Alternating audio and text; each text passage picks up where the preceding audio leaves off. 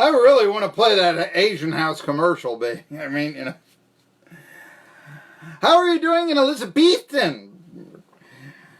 Why don't you go from Elizabethan to the Asian House? Really, I mean, we're going to play the commercial right there. I had to stop. I got to manually stop these commercials here on 1420 WEMB Sports Radio. I'm Marky Billson.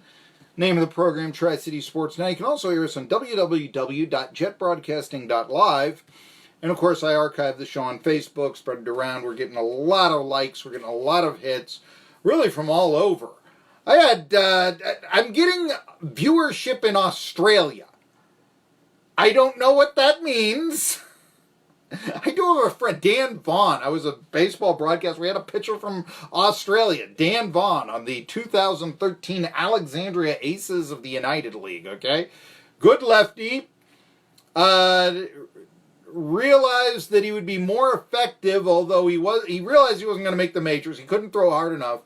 And so instead of trying to throw in the high 80s, he took something off the fastball for more control, and it worked for him. And he signed, and he played pro ball. Didn't make a whole lot of money, but he made minor league salaries. And if you thought what they're making the Appy League is nothing, just wait till you see the Independent League. And good luck if the check comes. But regardless, he came to Alexandria, Louisiana, all the way from Australia, and he'd read magazines on Australian football, and he watches the show from time. So, hello, Dan Vaughn, right down there in Australia. It's very nice to have you. And I got somebody else who was like, hey, I know somebody. My nephew works in FIFA and media. Would you like to talk to him? From Australia. Came out. Sure, I would. Now I don't know if they're going to give me enough money for an overseas phone call, but we'll find out. Anyway. Tri-City Sports, I hope they do. Anyway, I haven't talked a lot about the All-Star game because basically you know what happened. All right? The American League won 4-3, right? Okay, here we go. Why don't I play you, if you did miss it, here, for old time's sake.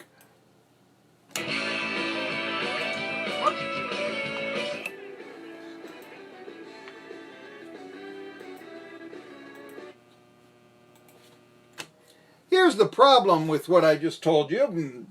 Not only the music, I'll turn it down, and then I turn it back up because it's on the same pot. This is radio stuff. And so then we, inside baseball for radio, and then we don't get what you would have otherwise heard. So let's try this again. This is the final out of the All-Star game. Let me critique this baseball broadcasting. And that is the ball game. And the American League has won it again. 4-3 the final score. All right. There's nothing wrong with that. Yeah. 7 in a row for the American League.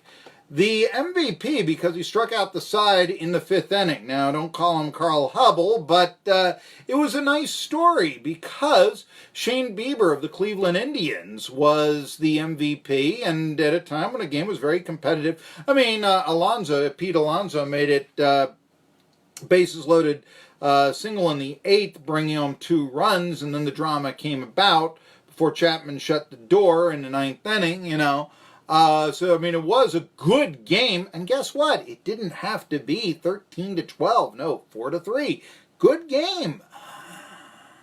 Anyway, but there was excitement. And I keep saying, you want to speed up baseball games, and here's what you do. You look at 1968. You say, outs are our friends. And you realize that Shane Bieber striking out the side in the 5th inning, is it Carl Hubble? I hope you get the reference. If you don't, hey, learn your baseball. That's all I said. Be an American, okay? No, it wasn't that, but it was big. That was the highlight, and those were outs.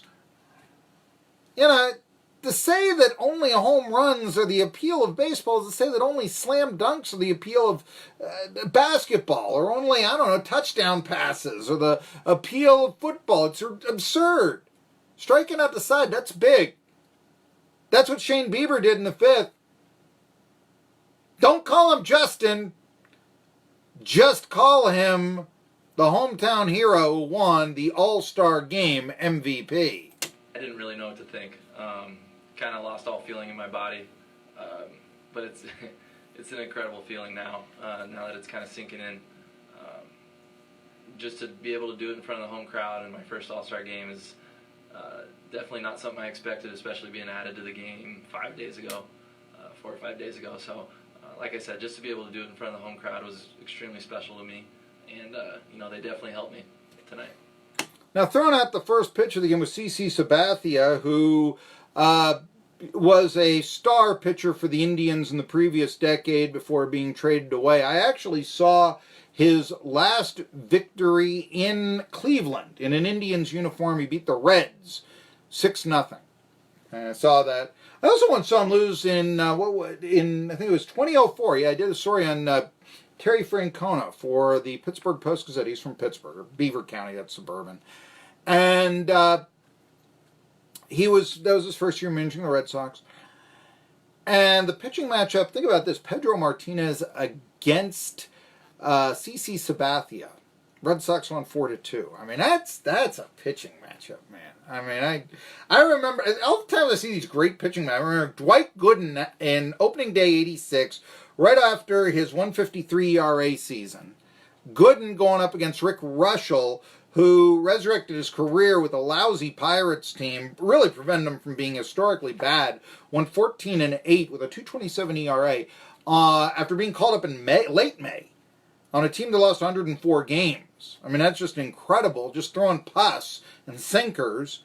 And he would go on and actually got traded. I got the story here about the San Francisco Sports. He was traded to the Giants, helped them win the division in 87, and then the pennant in 89. He started the All-Star game for the National League in 89. Okay, so that's your baseball history here today. But CC Sabathia was back in town, and of course now he's with the Yankees and such. The interesting thing here is that in the ninth inning, teammate, you're allowed to do this. You can send out not just a coach or the manager to visit the mound, but a player as well. And I'm not talking about the catcher going out for man on plate. I mean, you could send out a player, and that's exactly what the American League did to Aroldis Chapman in the ninth. And it was CC Sabathia. Now, he threw out the first pitch of the game, the former Indian. That was a nice, real, type of Cleveland feel to the All-Star game. In fact, even Johnny Banana, did you see this? What is Cleveland famous for? Chief Wahoo. They put him they took him off the uniform, but they still had him on the outfield wall. There you go. Commissioner had some things to say about that as well. I'll get to what the commissioners had to say. But, yeah, CC, you don't see it much. It is in the rules. It can be done. And here's what CC Sabathia said about giving his words of encouragement or words of wisdom to Aroldis Chapman in the ninth inning as Chapman saved the American League's 4-3 victory. Just making sure he was good. I got nervous when I got out there, like, what am I supposed to say? And then, like, if he gives up the hit after, it's my fault. So, but it was cool that. There you go. CC Sabathia, only slightly smaller than the Terminal Tower in Cleveland. There you go. Anyway, yeah, it was an entertaining ball game. I really loved Freddie Freeman being mic'd up for his at-bat and to go back and forth in the first inning with Justin Verlander. I loved that. Was that not... I mean, baseball needs so much more of that, so much more humanitarian. Why isn't Justin Verlander as big of a star as Tom Brady? Well, Tony Clark, the Players Union rep, is blaming baseball. Aren't you part of baseball? Why can't the union promote this?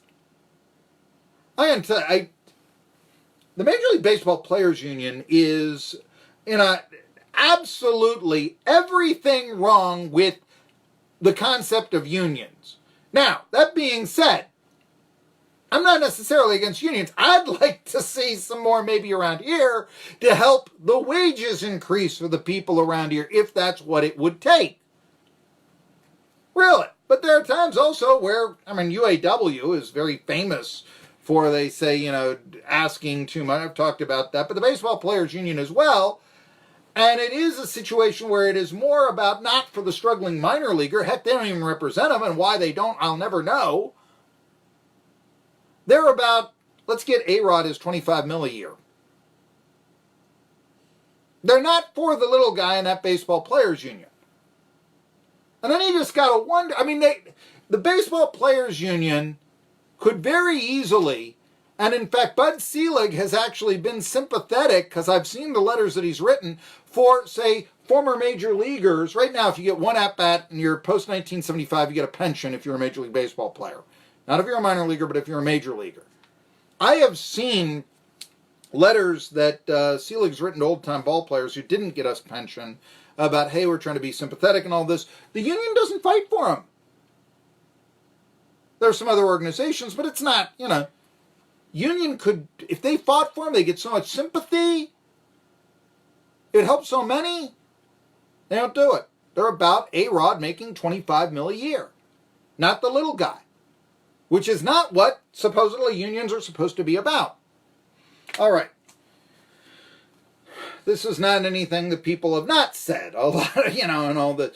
We go a little bit further on the All-Star game and such, but Bud Selig, he was promoting his book, and what really came out, and I'll talk a little bit more about this, was he said that he was miserable when he was the commissioner, and Barry Bonds was chasing Hank Aaron. Now, a lot of reasons for that. Remember, Bud Selig is an old Milwaukee Braves fan.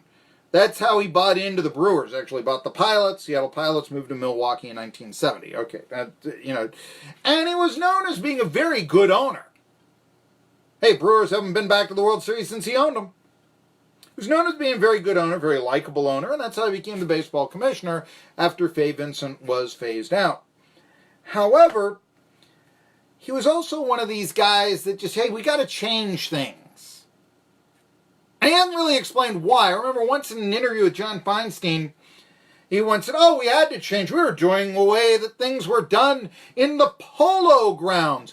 I'd like to see some things go back to the way they were done in the Polo Grounds. You want to speed up ball games? I'll tell you what, build a big center field. You're going to force teams to have a rabbit in center field, and you're going to force teams to then pitch to contact and such, because they're not going, or to have more contact hitters, because they're not going to be able to hit the ball out of the ballpark every time out there. You want to speed up the game? That's how you do it. One of many ways.